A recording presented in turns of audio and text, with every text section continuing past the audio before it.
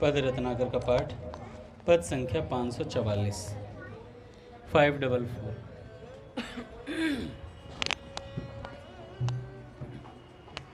श्री भाई जी बाबा की। राधा से भी लगता मुझको अधिक मधुर प्रिय राधा नाम।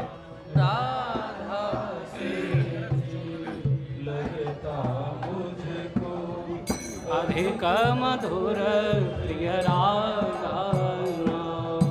राधा शब्द कान पड़ते ही खिल उठती ये कली तमाम। राधा शब्द कान पड़ते ही खिल उठती ये कली तमाम। जय राधे जय राधे जय राधे जय राधे जय राधे जय जय राधे जय राधे जय जय राधे जय राधे जय जय राधे जय राधे जय जय राधे जय राधे जय जय राधे जय राधे जय जय राधे जय राधे जय जय राधे जय राधे जय जय राधे जय राधे जय जय राधे जय राधे जय जय राधे जय राधे जय जय राधे जय राधे जय जय राधे जय राधे जय जय राधे जय राधे जय जय राधे जय राधे जय जय राधे जय राधे जय जय राधे जय राधे जय जय राधे जय राधे जय जय राधे। मूल्य नित्य निश्चित है मेरा प्रेम प्रपूरित राधा नाम। मूल्य नित्य निश्चित है मेरा प्रेम प्रपूरित राधा नाम। चाहे जो खरीद ले ऐसा मुझे सुना कर राधा नाम। चाहे जो खरीद ले ऐसा मुझे सुना कर राधा नाम। नारायण शिव ब्रह्मा लक्ष्मी दुर्गा वाणी मेरे रूप। नारायण शिव ब्रह्मा लक्ष्मी दुर्गा वाणी मेरे रूप। प्राण समान सभी प्रिय मेरे सबका मुझ में भाव अनूप। प्राण समान सभी प्रिय मेरे सबका मुझ में भाव अनूप। जय राधे जय राधे जय राधे जय राधे जय राधे जय जय राधे जय राधे जय जय राधे जय राधे जय जय राधे जय राधे जय जय राधे जय राधे जय जय राधे जय राधे जय जय राधे जय राधे जय जय राधे जय राधे जय जय राधे जय राधे जय जय राधे जय राधे जय जय राधे जय राधे जय राधे जय राधे जय राधे जय राधे जय जय राधे जय राधे जय जय राधे। पर राधा प्राणाधिक मेरी अतिशय प्रिय प्रिय जन सिर मोर। पर राधा प्राणाधिक मेरी अतिशय प्रिय प्रिय जन सिर मोर। राधा सा कोई ना कहीं है मेरा प्राणाधिक प्रिय और। राधा सा कोई ना कहीं है मेरा प्राणाधिक प्रिय और। अन्य सभी ये देव देवियां बसती है नित मेरे पास। अन्य सभी ये देव देवियां तब मेरे पास। प्रिया राधिका का है मेरे वक्षस्थल पर नित्य निवास। प्रिया राधिका का है मेरे वक्षस्थल पर नित्य निवास। जय राधे जय जय राधे जय राधे जय जय राधे जय राधे जय जय राधे जय राधे जय जय राधे। जिव्या के मम अग्रभाग पर रहे विराजित राधा नाम। जिव्या के अग्रभाग पर रहे विराजित राधा नाम। मेरी आँखों के सम्मुख नित रहे राधिका रूप ललाम। मेरी आँखों के सम्मुख कानों में नित रहे गूंजती राधा कीर्ति कथा विराम। कानों में नित रहे गूंजती राधा कीर्ति कथा विराम। बना रहे श्री श्री राधा का गुण गण चिंतन मन विराम। बना रहे श्री श्री राधे का गुण गण चिंतन मन विराम। जय राधे जय राधे जय राधे जय राधे जय राधे जय जय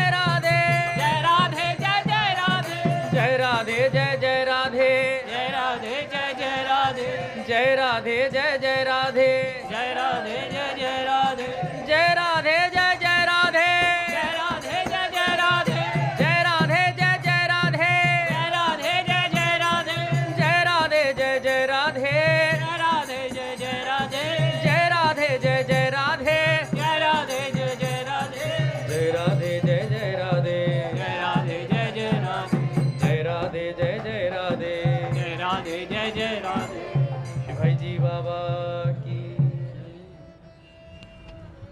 बोले, भक्तवत्सल भगवान की जय। पूज्य श्री भाई जी महाराज की जय।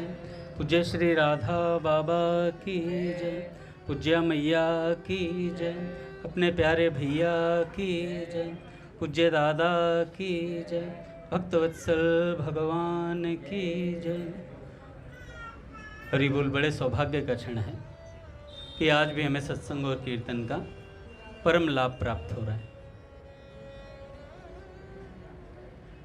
पहले एक पूज्य भाई जी का विचार, उसके बाद एक भक्त का चिंतन।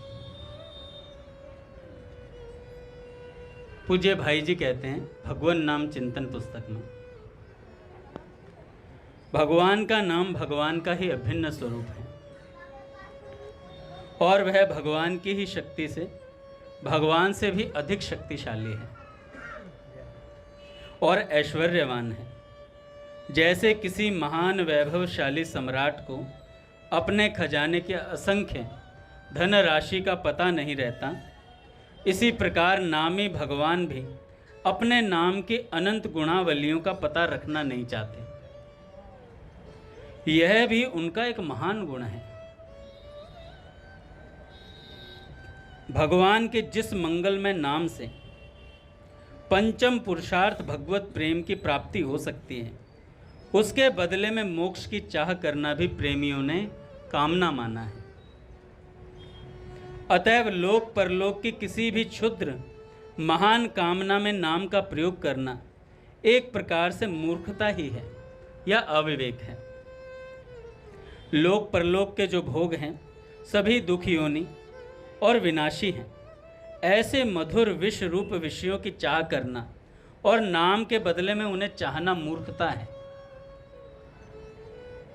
तुलसीदास हरि नाम सुधात जी, सठ हठी पियत विषय विष मांगी। अतः बुद्धिमान और अपना यथार्थ कल्याण चाहने वाले पुरुष का यही कर्तव्य है कि वह अपने जीवन को भगवान के नाम में बना दे और नाम के फलस्वरूप उत्तरोत्तर बढ़ती हुई नाम निष्ठा की ही कामना करे। नाम से क्या मांगे? और नाम में प्रेम बढ़े और नाम जब बढ़े। यही नाम का आदर है और इसी भाव से नाम का सेवन भी करना चाहिए। अच्छा, फिर क्या करें? ऐसी कामना तो हमारी है नहीं।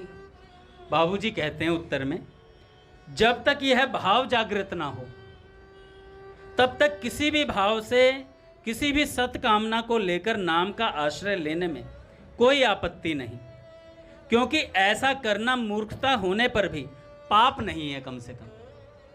कम से कम वो पाप नहीं है। अवश्य ही जिसमें किसी दूसरे का जरा भी अहित होता हो और परिणाम में अपना भी अहित होता हो, ऐसे किसी कार्य की सिद्धि के लिए भगवान के नाम का प्रयोग कदापि नहीं करना चाहिए। जब तक भगवान के नाम में रति ना पैदा हो जाए तब तक रुचि के साथ भगवान का नाम लेना चाहिए।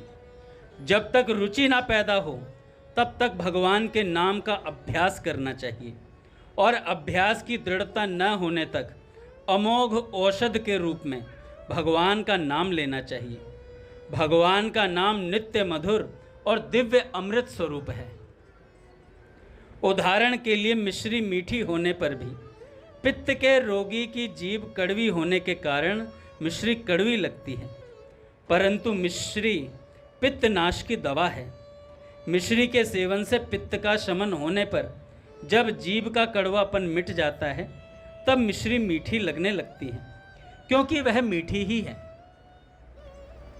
इसी प्रकार पूर्व संचित कर्म मल के कारण हमारी दूषित वृत्ति जब तक भगवान के नाम के माधुर्य का अनुभव नहीं करती बल्कि उसे कड़वा समझती है, तब तक एक दवाई के रूप में जबरदस्ती लें। जबरदस्ती उसे लेते रहना चाहिए। लेते लेते गंदगी का शमन होते ही मन का चिकता साफ होने लगेगा। धीरे धीरे भगवान की सहज नाम माधुरी का धीरे धीरे स्वाद आने लगेगा। परंतु यह स्मरण रखना चाहिए कि नाम का आश्रय कलयुग में सबसे बड़ा आश्रय है। इस एक ही आश्रय से सर्वांगीण पूर्ण सफलता प्राप्त हो सकती है। अतएव नित्य निरंतर नाम का सेवन करना चाहिए और जहाँ तक बने नाम का सेवन नाम प्रेम की वृद्धि के लिए ही करना चाहिए, किसी भी लौकिक पारलौकिक इच्छा की पूर्ति के लिए नहीं। नाम का फल अचिंत्य और अमूल्य है। उनकी वास्तविकता पर ध्यान न देकर उसमें भरे वास्तविक सत्य को ग्रहण करना चाहिए। देखो भैया, आज एक साधक कह रहे थे कि मैं भगवान का बहुत नाम जपता हूँ, फिर भी मुझे विश्वास नहीं हो रहा। मैंने कहा और नाम जपो, पीछे पड़ जाओ भगवान के। कह रहे नहीं, कुछ ऐसा जादू टोना, ऐसा कुछ चमत्कारी चीज मेरे साथ घट जाए तो मेरा विश्वास दृढ़ हो जाए। तो भैया, चमत्कारी चीज भी घटती है, पर वो गुरु कृपा से घटती है, वो हमारे साधन से नहीं घटती है। कि हम सोचें कि हम इतना करोड़ नाम जप कर रहे हैं तो हमारे अंदर कुछ विशेषता आ जाएगी, तब हमें एक विशेष चमत्कारी घटना मेरे सामने होगी, फुर करके हवा में जादू सा धुआं उठेगा और मेरे सामने कोई देवता प्रकट हो जाएगा, कुछ इस तरह की घटना मेरे जीवन में घट जाए। तो धुआं जो उठेगा ना, वो तो गुरु कृपा से ही उठेगा भैया। हमारा काम है साधन भजन करना। साधन भी मैं कल कह रहा था, स्वामी जी कहते हैं साधन नहीं है, ये पुकार है। साधन बोलना भी थोड़ा निम्न श्रेणी का हो जाता है। ये पुकार है भगवान के लिए, हमें पुकारना है भगवान को। तो कहते हैं भैया, मैंने इतना, मैं पूरा बहुत नाम जप करता हूँ। भाई जी कहते हैं कि बहुत कितना करते हो, जितना करते हो ना उतना कम है, और करो और करो। ऐसा हो जाए कि एक नाम लेते ही आंसुओं की झड़ी लग जाए, एक नाम लेते ही आंसुओं की झड़ी लग जाए, आंसू आने लग जाए, भगवान का नाम इतना प्यारा लगे। वो प्यारा लगता है महाराज, निरंतरता उसमें चाहिए होती है। चमत्कार की कामना कोई प्रेमी भक्त तो करता नहीं। फिर भी साधक ये सोचता है कि मैंने 6 महीने, साल, 2 साल, 4 साल कुछ नाम जप किया है तो मुझे मेरे जीवन में कुछ घट जाए। इसके पीछे भी कई कारण होते हैं। एक तो वो सोचता है या तो मेरा विश्वास और दृढ़ हो जाए। तो अगर ऐसा नहीं हो रहा तो उस अपने गुरुदेव से जाके इस बात को उनके आगे रखना चाहिए और गुरुदेव से कहना चाहिए, गुरुदेव मैं इतना नाम जप करता हूँ, मेरे जीवन में कुछ घट नहीं रहा है। उसके बाद गुरुदेव जो बताएं उसके अनुसार और साधन करें, गुरु की आज्ञा के पालन में चलता रहे निरंतर। जब गुरु की आज्ञा के पालन में चलेगा तो निश्चित ही छोटी मोटी घटनाएं कुछ ना कुछ घटित होगी होगी भैया, ऐसा हो ही नहीं सकता। हमारे पूज्य भैया का ऐसा विश्वास है, उन्होंने कहा ऐसा हो ही नहीं सकता कोई साधन भजन भगवान को पुकारे और उसके साथ कुछ भगवान की अनुभूति ना हो। ऐसा नहीं होता है, उसके जीवन में कुछ ना कुछ घटता ही है, छोटी से छोटी कोई घटना। भगवान संत जन कहते हैं छोटी से छोटी चीज पर, मान लो कोई, हमने कहा हमें भगवान दिख जाए और हमें भगवान की कोई चित्र दिख गया, अचानक से चित्र दिख गया हमें कोई भगवान का, तो क्या ये चमत्कार नहीं है? हमें छोटी छोटी घटनाओं पर विश्वास करके बड़ी सीढ़ी तक पहुंचना है, बड़ी सीढ़ी तक पहुंचना है। ऐसे ही चला जाता है भैया, मैंने संतों से जितना सुना है ऐसे ही चला जाता है। क्या कंडक्टर पे विश्वास करके बस में चढ़ते हैं क्या? या बस ड्राइवर पे विश्वास करके चढ़ते हैं कि इसने दारू नहीं पी रखी होगी, मुझे ठीक ठिकाने में पहुंचा ही देगा। घुसते हैं, कंडक्टर से कहते हैं भाई टिकट दे दें, चाहे बस ड्राइवर ने कितनी पी रखी हो, उस पर पूर्ण विश्वास है।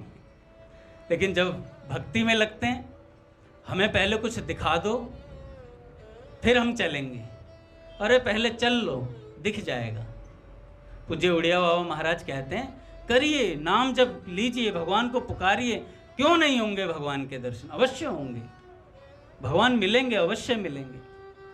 संतों की बात पर विश्वास करके चलिए भैया, संतों के विश्वास पे विश्वास कर लीजिए। भैया हमारे झूठ थोड़ी बोलेंगे कोई चीज़ हमसे, उन्होंने इतना जीवन दिया है अपना, तो हमसे झूठ थोड़ी ना बोलेंगे। स्वामी जी महाराज, भाई जी, पूज्य राधा बाबा, उन्होंने कहा है भगवान मिलते हैं तो मिलते हैं भैया, इतना मान करके अपना बढ़ते चलें आगे।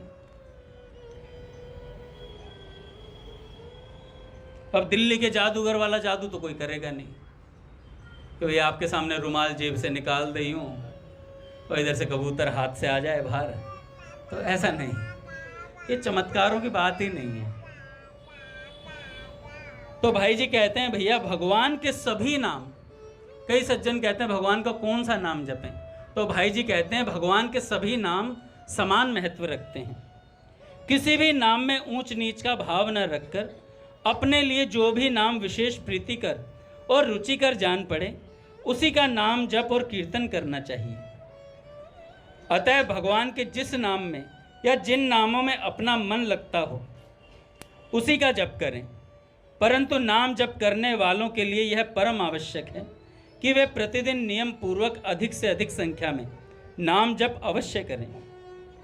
इस नियमित जप के अतिरिक्त दिन रात बिना संख्या भी नाम जप करते रहें।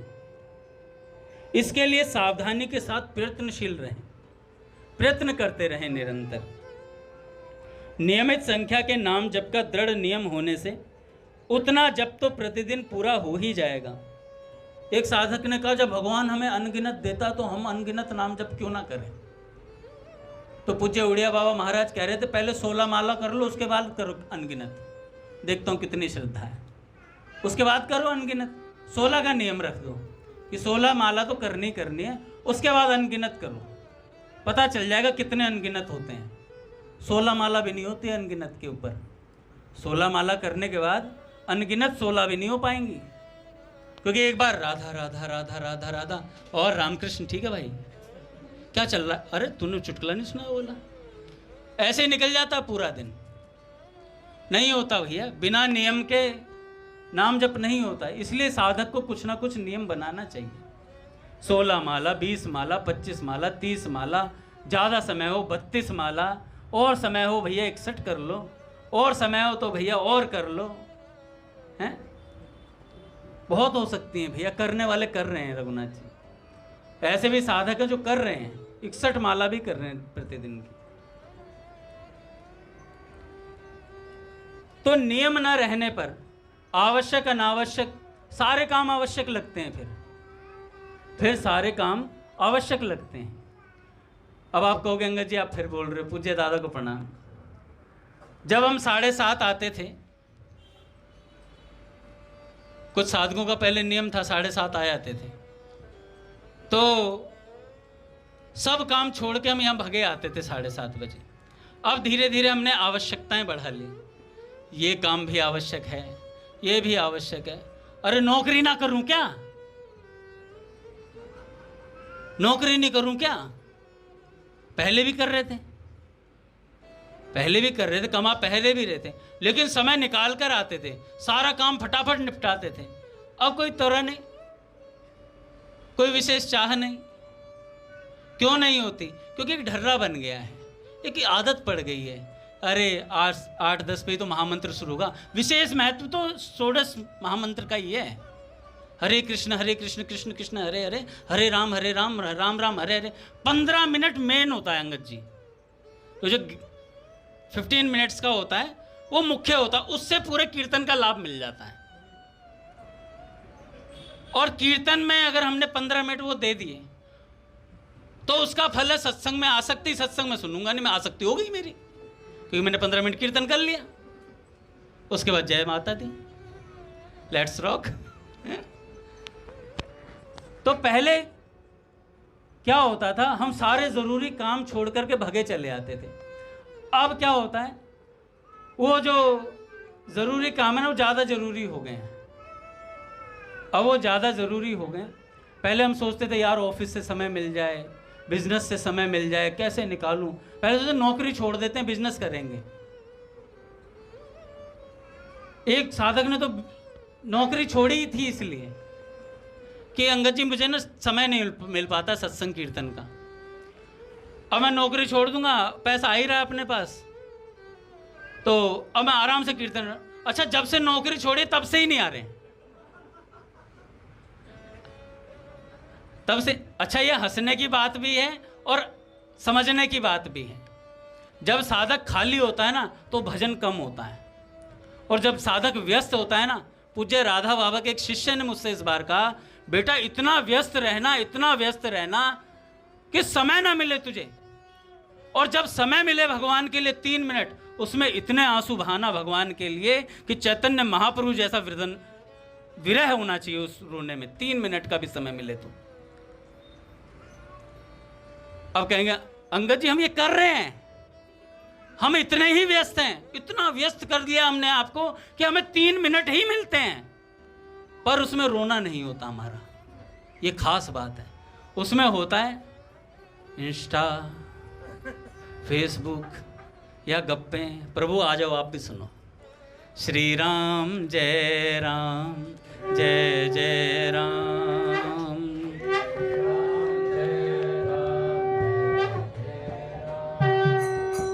श्री राम जय राम, जय जय राम, श्री राम जय राम, जय जय राम, श्री राम जय राम, जय जय राम,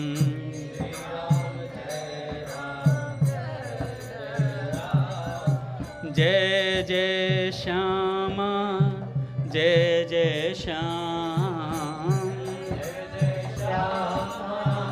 जय जय श्याम, जय जय श्री वृंदावन धाम।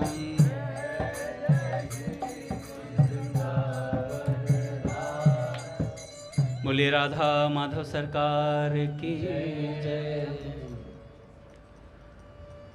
तो क्या होता है, अनावश्यक काम भी आवश्यक लगते हैं, अनावश्यक काम भी आवश्यक लगते हैं। अब क्या होता है, मैं बहुत बड़ी खास बात बता रहा हूँ महाराज आपको, ये मेरे को किसी ने बहुत अच्छे से समझाई इस बात। जब हमारे पास समय होता है तब हम कीर्तन में आ नहीं पाते हैं, हम दूसरे कामों को ज़्यादा ज़रूरी समझते हैं, और जब हमारी नौकरी ऐसी हो जाती है कि हम उस समय में आ ही नहीं पाएंगे,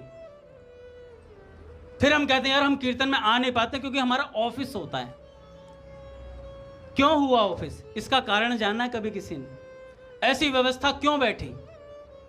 भगवान ने देखा कि मिले हुए समय का हमने आदर नहीं करा।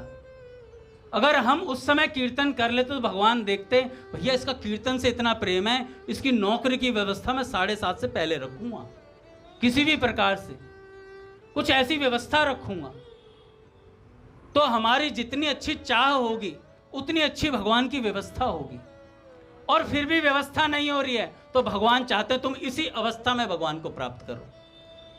लेकिन ईमानदारी हमारी अपनी होनी चाहिए, ईमानदारी हमारी अपनी होनी चाहिए। अब कोई ये बहाना न बनाए हमें तो इसी अवस्था में चाहते हैं भगवान मिलवाना, बहाना नहीं चलेगा। भगवान सबके हृदय की जानते हैं।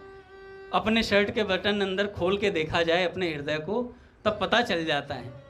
अब एक साधक आज कह रहे थे मुझसे, मेरे को तो समझ नहीं आता झूठी अफवाह फैलती कैसे है। एक साधक कह रहे थे अंगद जी आपको भाई जी बाबा के दर्शन हुए। मैंने कहा यार मुझे हुए और मुझे ही नहीं पता, मुझे हुए मुझे ही नहीं पता। ये अफवाह फैलाता कौन है? इससे मेरा भी घाटा, क्योंकि मैं उन भक्त के सामने थोड़ी सी आंख सी चढ़ाऊंगा यूं करके, दिख रहे हैं अभी भी भाई जी बाबा है, थोड़ी सी आंख सी चढ़ाऊंगा, अपने को थोड़ा कुछ समझने लग जाऊंगा, है ना, 2-4 बात उन्हें सत्संग की 2-4 और बताऊंगा, ऐसा कर ले थोड़ा हो जाएंगे, तुझे भी बाबा के परी करके तो दर्शन हो ही जाएंगे। वहम से कुछ नहीं होता।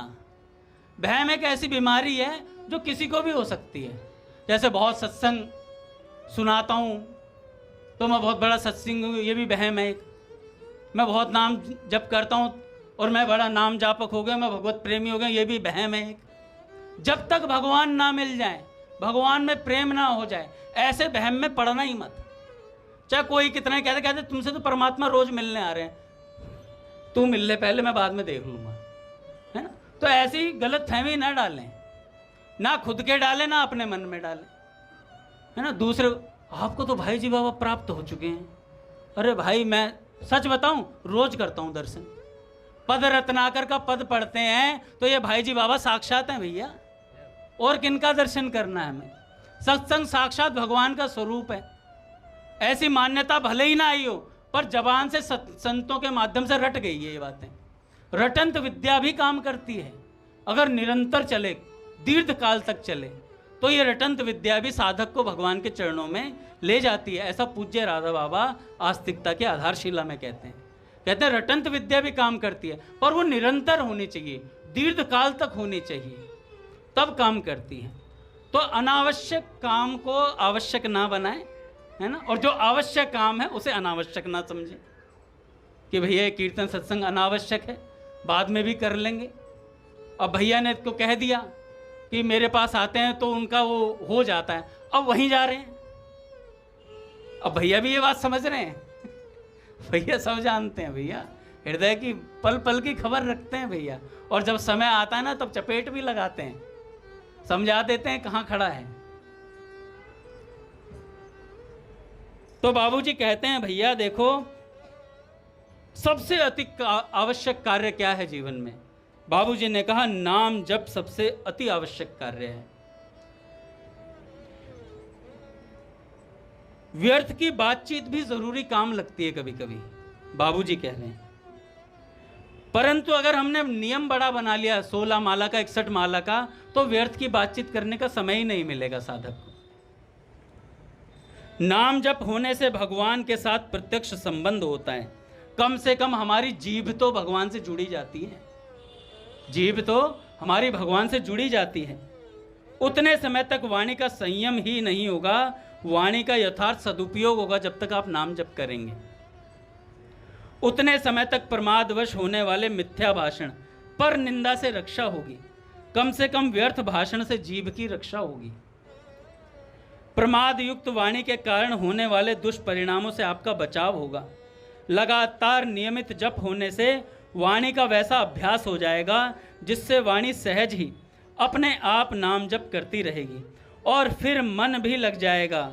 तुलसीदास जी कहते हैं सकल अंग पद विमुख नाथ मुख नाम की ओट लई है तुलसी प्रतीति यह कि प्रभु मूर्ति कृपामयी है। मेरे सारे अंग आपके चरणों से विमुख है नाथ, केवल मुख ने, जीभ ने आपके नाम की ओट ले रखी है, जीभ ने आपके नाम की ओट ले रखी है। अब एक भक्त चरित्र सुनते हैं, बड़ा सुंदर। बाबूजी के एक परिकर हुए श्री कृष्णचंद्र जी श्रीवास्तव, एक अग्रवाल हुए, एक श्रीवास्तव जी हुए। 1976 के दिन की बात है, 14/7/1976। एक भावुक भक्त श्री कृष्णचंद्र जी श्रीवास्तव के दर्शन का सौभाग्य मिला। बंका जी कहते हैं उनके दर्शन का सौभाग्य मिला। श्रीवास्तव जी के जीवन की एक भाव भरी झलक प्रस्तुत करने से पहले उनके परम श्रद्धेय संत श्री रघु जी का संक्षिप्त परिचय देना आवश्यक है। ये जो कृष्णचंद्र जी श्रीवास्तव थे, ये किनके भक्त थे? एक भक्त हुए रघु जी, जो दिन भर रघु रघु रघु रघु रघु करते रहते थे, और वाटिका के बासे में इनका चित्र लगा हुआ है, और इन्हीं के राम जी का जो चित्रपट है ना, उसमें प्रत्यक्ष दर्शन होते थे इन राम जी के, और निरंतर रोते रहते थे। जो ये रघु जी हैं, जब बाबूजी प्रवचन कराया करते थे तो ये निरंतर रुदन करते रहा करते थे बाबूजी की वाणी को सुन करके, और जैसे ही बाबूजी कुछ सामाजिक वार्तालाप करते तो रोने लगते कि मेरे प्रभु का चिंतन छूट गया, मेरे प्रभु से इतर बात हो रही है कुछ। तो ऐसे रघु जी हुए, निरंतर रुदन करते थे, और आंखों के नीचे जहाँ से आंसू टपकते थे वहाँ लाइन बन गई थी पूरी, ऐसा इनका रुदन था। संत श्री रघु जी का नाम था श्री ठाकुर दास जी उदेशी, इनका नाम था श्री ठाकुर दास जी उदेशी। जन्म इनका हुआ था विक्रम संवत 1964 माघ मास में रानीपुर सिंध में हुआ था। इनकी जाति भाटिया थी। इनके पूर्वज दास 12 पीढ़ी पहले जैसलमेर से उठकर सिंध में आ बसे थे। रघु जी के पिता का नाम था श्री वल्लभ दास जी उदेशी, जो कराची में रहते थे। स्त्री का देहांत 25 वर्ष की आयु में हो गया था। माता पिता के बहुत आग्रह करने पर भी पुनः विवाह नहीं किया। कराची में इंटरमीडिएट तक पढ़ने के बाद 3 वर्ष तक बम्बई में पढ़े और वहीं बीकॉम की परीक्षा देकर कराची लौट गए। बम्बई में किसी महापुरुष के संग से आप भगवान श्री राम की उपासना करने लगे। उपासना की बड़ी लगन लग गई। भगवान श्री राम के ध्यान और नाम का स्मरण, उसका अभ्यास निरंतर बढ़ता गया। धीरे धीरे बोलना कम हो गया। धीरे धीरे भगवान के नाम और गुण सुनकर हृदय द्रवित होने लगा। उसके बाद किसी मित्र से कुछ सुनकर आप गोरखपुर आ गए। यहाँ कुछ दिन रहकर फिर कराची लौट गए। पिताजी ने काम धंधे की बात की, पर इनका मन दूसरी ओर जाता ही न था। इसलिए उन्होंने अखंड मौन धारण कर लिया। रघु जी ने, जो जीवन के अंत तक रहा। इसके बाद फिर वे गोरखपुर चले आए। यहाँ से बीच में कुछ दिनों के लिए क्रमशः अयोध्या, चित्रकूट और प्रयाग गए थे और फिर जीवन के अंत तक यहीं रहे और निरंतर विरह भाव से भावित रहे। श्री रघु जी की विरह दशा तो अति विचित्र थी। अष्ट सात्विक भावों से इनका स्थायी संबंध हो गया था। आंसू तो इनके सूखते ही नहीं थे। बाबूजी ने किसी किसी समय 20-20 घंटे तक रघु जी को रोते देखा है। उनकी नासिका के दोनों ओर से कपोलों पर अश्रु प्रवाह के निशान पड़ गए थे। अविरल अश्रु प्रवाह के कारण प्रवाह पथ लगभग गल से गए थे। यहाँ से जहाँ से नेत्रों के पास से आंसू बहते थे वो गल गए थे महाराज, इतने आंसू बहते थे। वे सदा भावावेश की अवस्था में ही रहते। सत्संग की बात वे सुनते थे, परंतु अन्य कोई भी चर्चा पास बैठे हुए भी नहीं सुनते थे। वे किसी अन्य ही राज्य में विचरते रहते थे निरंतर। वे भगवान श्री राम के अनन्य उपासक थे और भगवान श्री राम के एक चित्रपट की पूजा करते थे। वह चित्र उनके लिए बहुमूल्य वस्तु था। वे इसमें साक्षात भगवान को देखते थे। इनका दर्शन वे किसी को नहीं कराते थे। कंगाल के धन की भांति उस चित्रपट को छुपाए रखते थे। अनुनय विनय करने के बाद भी अपने श्री विग्रह का दर्शन रघु जी नहीं कराते थे किसी को भी। कई बार बाबूजी द्वारा, पूज्य भाई जी द्वारा अनुरोध किए जाने पर एक बार उन्हें रघु जी अपने कमरे में ले गए और अपने उपास्य चित्रपट की केवल एक तनिक सी झांकी कराई और तब इतना ही बोले, मैं तो प्रेम दीवानी मेरा दर्द न जाने कोई। बाबूजी से बोले रघु जी कि मैं तो प्रेम दीवानी मेरा दर्द न जाने कोई। दिन रात रघु नाम का उच्चारण मन और वाणी से करते थे, इसलिए इनका नाम रघु जी पड़ गया। उन्होंने रामनवमी का उत्सव मनाया, एकादशी का निर्जल व्रत किया, रात को नियम अनुसार स्वाध्याय करते रहे। एक साधक को बुलाकर जटायुकृत अंतकाल की स्तुति 2 बार सुनी और द्वादशी के प्रातःकाल प्रयाण कर गए। शरीर त्याग के पहले दिन तक उन्होंने स्वयं कुएं से जल निकालकर अपनी नित्य क्रिया की। न किसी से सेवा करवाई, न प्रणाम करवाया। बड़े ही सच्चे भक्त थे रघु जी।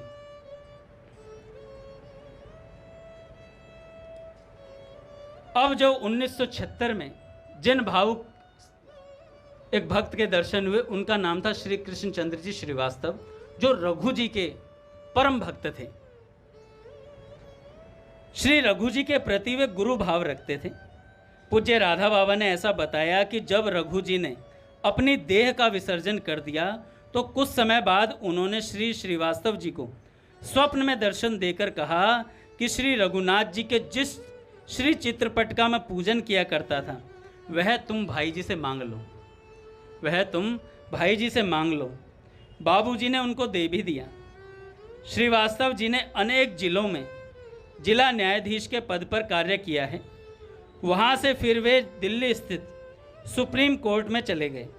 सुप्रीम कोर्ट में कार्य करते हुए आप रिटायर हो गए। काफ़ी वृद्ध हो जाने से गठिया और कुष्ठ से पीड़ित थे। उनके हाथ की सभी उंगलियां टेढ़े मेढ़े ढंग से मुड़ गई थीं।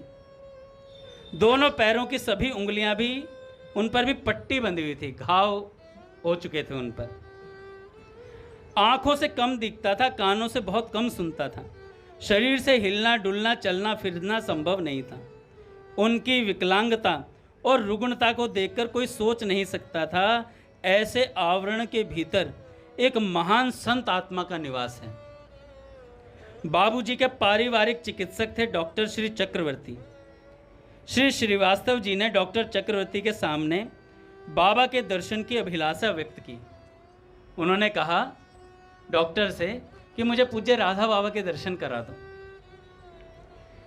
बहुत पहले वे बाबूजी के साथ बाबा को देख चुके थे, मिल चुके थे। डॉक्टर चक्रवर्ती ने बाबा से मिलकर दिन निश्चित कर लिया। बाबा ने कार भिजवा दी, साथ में 2 व्यक्ति भेजे जो उन्हें उठाकर कार में बैठा सकें। उनके लड़के ने श्रीवास्तव जी से कहा, बाबा जी के व्यक्ति आपको लिवा लाने के लिए आए हैं। देखो भैया, संत की कृपा देखना, चल नहीं सकते, पाँव में घाव हो रखे हैं, चलना फिरना मुश्किल है। पूज्य बाबा ने उनके लिए स्वयं कार भेजी, वो बाबा के दर्शन करना चाहते थे। इतना सुनते ही श्रीवास्तव जी के मन में रोमांच हो आया कि बाबा ने मेरे लिए कार भेजी है। उनके नेत्रों से आंसू बह चले। बाबा की जय जयकार करने लगे और अपने बेटे से कहा, बेटा इन भक्तों की चरण रज मेरे मस्तक पर लगा दो, जिन भक्तों को बाबा ने मेरे लिए भेजा है। श्री श्रीवास्तव जी को कार में बैठाकर गीता वाटिका लाया गया। कार से उतार करके फिर कुर्सी पर बैठा करके उनको बाबा तक ले जाया गया। बाबा के पास पहुंचने के बाद उनसे कहा गया, बाबा आपके सामने हैं। उन्हें दिख नहीं रहा था ढंग से, व्हील चेयर पर ले जाया गया, उन्हें दिख नहीं रहा था ढंग से। उनसे कहा गया कि बाबा आपके सामने हैं। तो क्या संबोधन करते हैं, बाबा बाबा बाबा बाबा, जोर जोर से कहकर रोने लगे। फिर अपने उपास्य संत का नाम ले लेकर रघु रघु रघु रघु कह कहकर जिस प्रकार से अपने कपोल गीले कर लिए, वह एक विचित्र दशा थी। बाबा ने उनको अपने गले से चिपका लिया। बाबा ने वह परस्पर आलिंगन भी एक अनोखा दृश्य था। दोनों परस्पर आलिंगन किए हुए बहुत देर तक खड़े रहे। भाव सरिता का भाव सिंधु से मिलन, इस मिलन को देखकर कई लोगों का मन द्रवित होने लग गया। मनहु प्रेम परमारथ दो, मिलत धरे तन कह सबको। वे अपने साथ पुष्पमाला लाए थे। बाबा को उन्होंने पुष्पमाला पहनाई, फिर कपूर से आरती उतारी, फिर भाव भरे स्वर में अनेक श्लोकों द्वारा बाबा की स्तुति वंदना करी। फिर उन्होंने अपने बेटे से कहा, बेटा बाबा की चरण रज मेरे मस्तक पर लगा दो। बाबा इस प्रसंग को टालते हुए कई ढंग से निवारण करते रहे, पर उनकी विह्वलता सीमातीत थी। उन्होंने कहा ना बाबा की चरण रज लगा दो, पर बाबा इस प्रसंग को टाल रहे थे कि चरण रज ना लें। आखिरकार बाबा को झुकना ही पड़ा, और अब इतना झुक गए कि उन्होंने कहा, आपका बेटा क्या लगाएगा चरण रज, मैं ही लगा देता हूं। बाबा ने अपनी हथेली अपने तलवे पर फेर कर उनके मस्तक पर लगा दी। फिर श्री श्रीवास्तव जी की बड़ी इच्छा थी कि बाबा के श्री चरणों का स्पर्श करूं, पर वे लाचार थे। श्रीवास्तव जी द्वारा निवेदन किए जाने पर बाबा ने अपने चरणों को उठाकर स्वयं उनकी उंगलियों से स्पर्श करा दिया।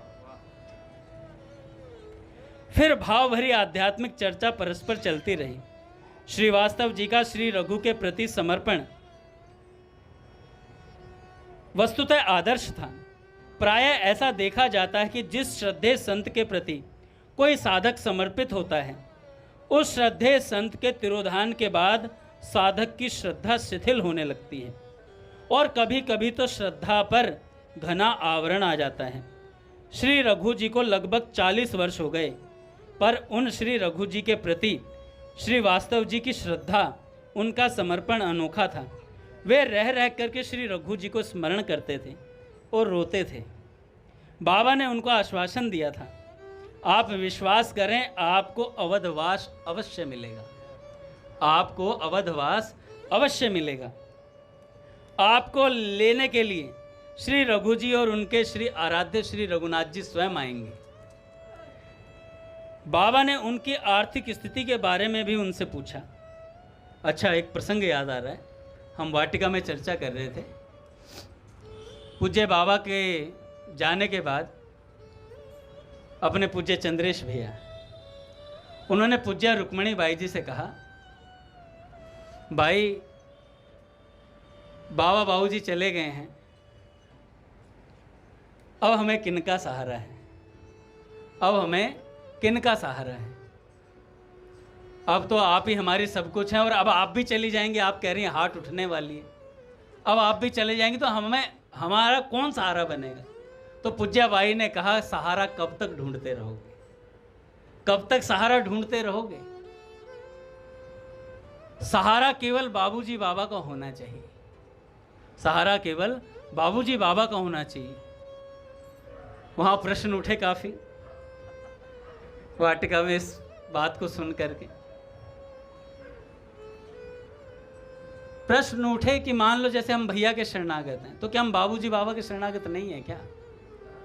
बिल्कुल हैं भैया। अगर भैया हमें अपनी शरण में नहीं लेना चाहते, अगर ये बाबूजी का मिश्रित स्वरूप ना होते, तो मेरा मन कहता है भैया साफ मना कर देते कि तुम फलाने फलाने संत के आश्रित हो, मैं नहीं करूंगा तुम्हें स्वीकार, तत्काल मना कर देते।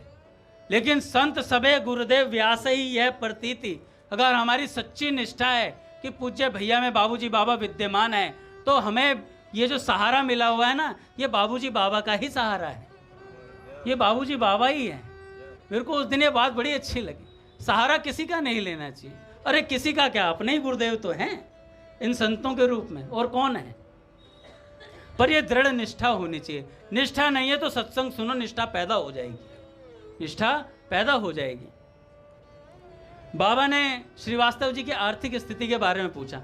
भैया संत सब देखते हैं, संत केवल आध्यात्मिक स्थिति नहीं देखते, आर्थिक जो उनके घर की स्थिति चल रही है ना, वो भी देख लेते हैं, वो भी पूछते हैं, सब चीज़ों का ख्याल रखते हैं। नौकरी लगी नहीं लगी है, विवाह हुआ नहीं हुआ, करना है नहीं करना, सब चीज़ें पूछते हैं।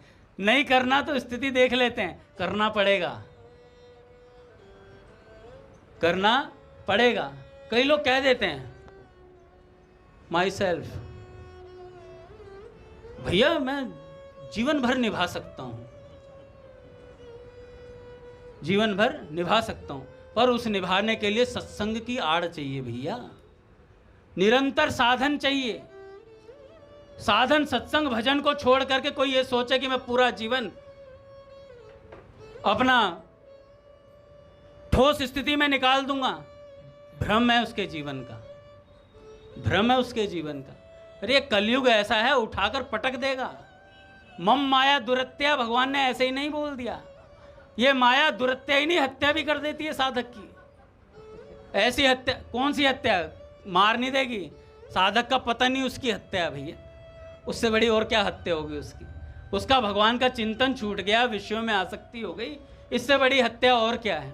और इस हत्या होने पर दादा दुख ना हो।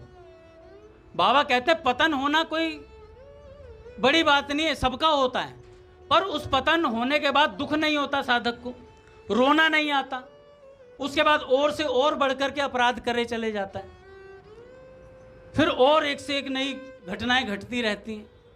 क्यों घटती हैं? क्योंकि पहली घटना पे सही से रोया नहीं गया था। पहली घटना पे अगर सांप के मुंह पे चांटा मार दिया होता, चप्पल पड़ गई होती, तो सांप की मुस्सी मर गई होती,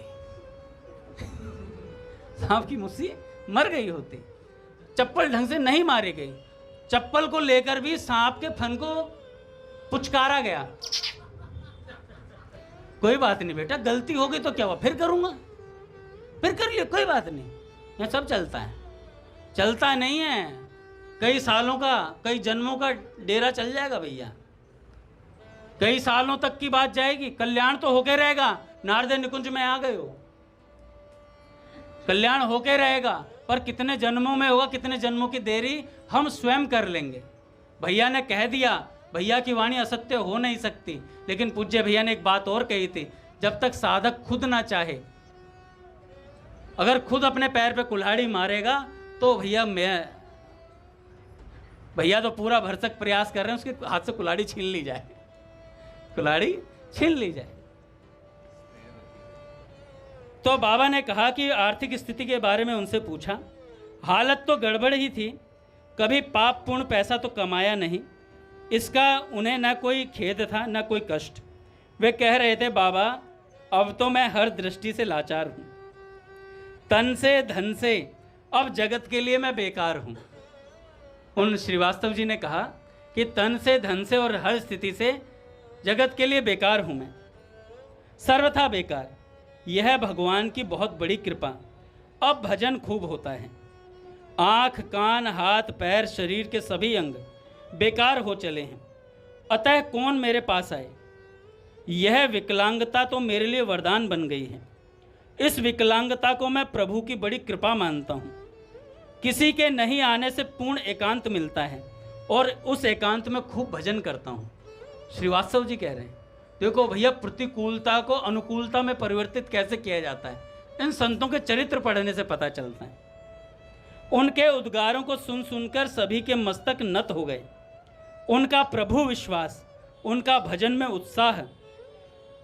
आंख भी काम नहीं कर रही है, हाथ भी पैर भी चल फिर नहीं पा रहे हैं, और फिर भी कह रहे हैं एकांत मिलता तो खूब भजन करता हूं, खूब नाम जप करता हूं। और इन उद्गारों को सुनकर के महाराज सब लोग इनकी सराहना कर रहे थे। गीता वाटिका से जाते समय तो उनका हृदय बह चला। करुण कंठ से भर्राए स्वर में अपने बेटे से कहा, बेटा पहले तू इनके चरणों में प्रणाम कर, फिर इनके चरण रज मेरे मस्तक पर लगा दें। श्रीवास्तव जी की भावमयता ने सबको भाव में डुबो दिया। बाबा ने बड़ी भावभीनी विदाई दी। जाने से पहले श्रीवास्तव जी ने समाधि को प्रणाम किया, फिर वही भाव विभोरता उनके मुख पर और वाणी में उभर आई। उन्होंने कहा, समाधि को मेरा बार बार प्रणाम है। अब उन्होंने रोदन भरे स्वर में रट लगा दी, बगीचे के आदमी आदमी को प्रणाम है, बगीचे के पेड़ पेड़ को प्रणाम है, बगीचे के एक एक कण को प्रणाम है, बगीचे की एक एक ईंट को प्रणाम है, बगीचे के एक एक जीव को प्रणाम है, बारंबार प्रणाम है, बारंबार प्रणाम है। उनके जाने के बाद बाबा अपने भाव में डूबे रहे। बाबा अपने भाव में डूबे रहे। शहर के कुछ लोग उनके पास कुछ बात करने आए थे, परंतु जगत चर्चा को बाबा का मन मस्तिष्क पकड़ नहीं पा रहा था।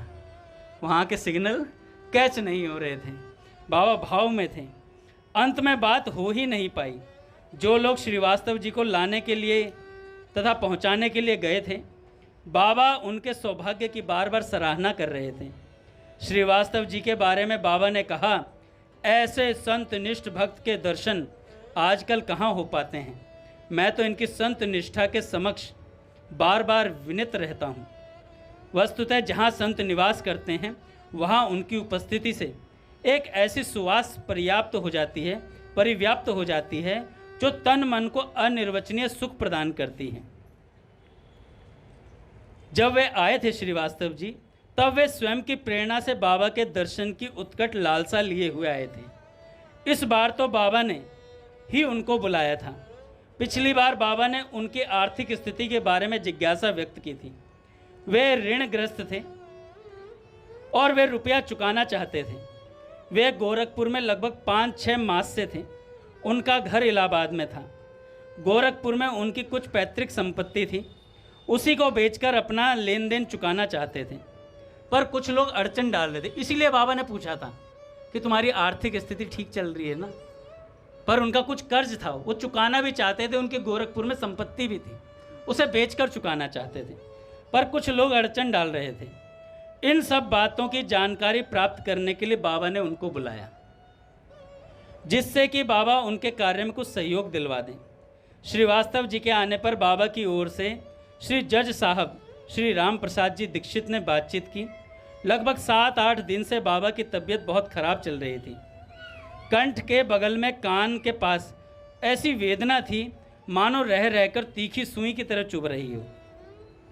श्रीवास्तव जी बहुत कम सुनते और बाबा अपनी रुग्णता एवं दुर्बलता के कारण बोल नहीं सकते। अतः श्री जज साहब जी से बातचीत हो पाई।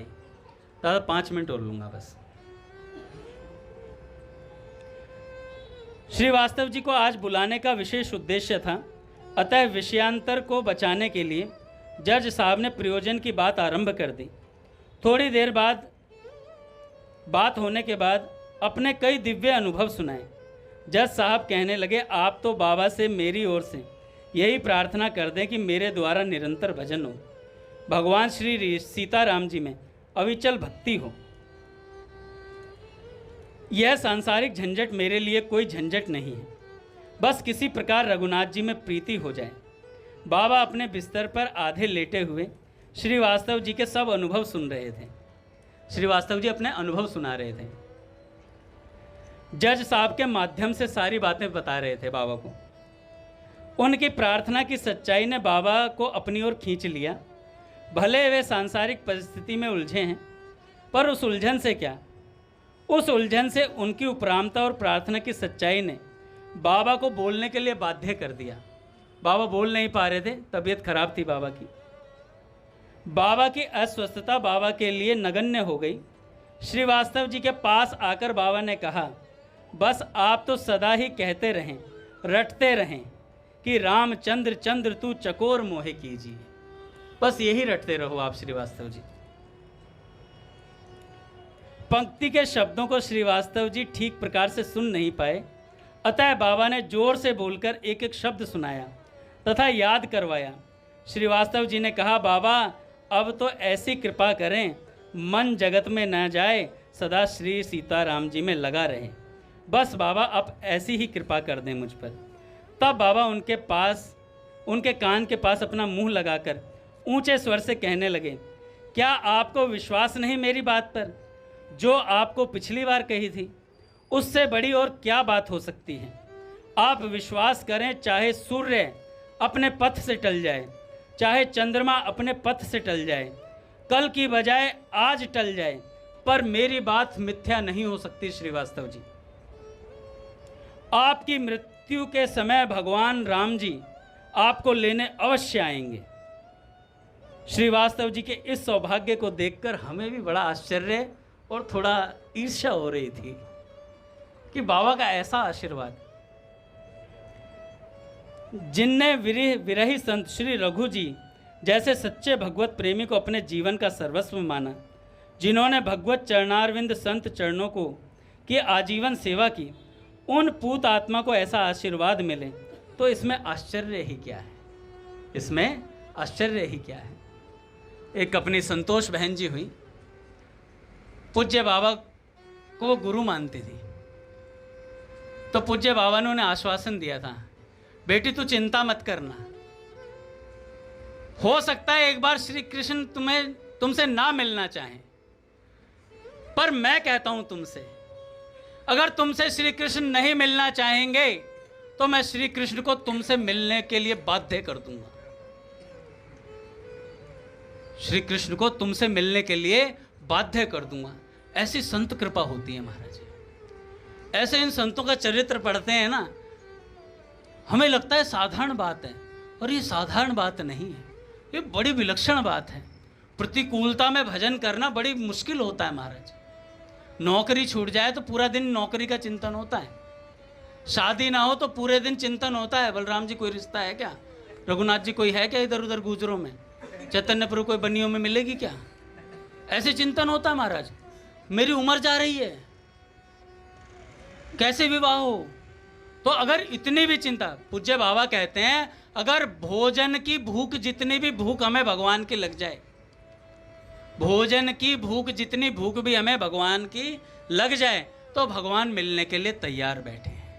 बोलिए भक्तवत्सल भगवान की जय। आरती करते हैं महाराज।